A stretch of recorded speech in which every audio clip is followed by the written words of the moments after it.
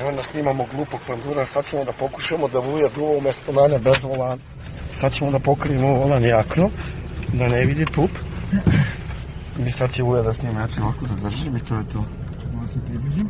Približi se, da. I sad ćemo da vidimo kako će Vuja da snima. Evo. Evo kako dolazi pup. Može? Može? Ništa?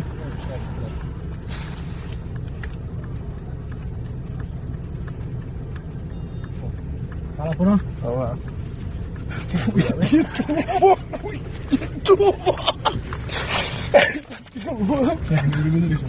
Neću. Znači, brate, Vuja je duo, evo, policija Srbije, brate, policija Srbije, brate!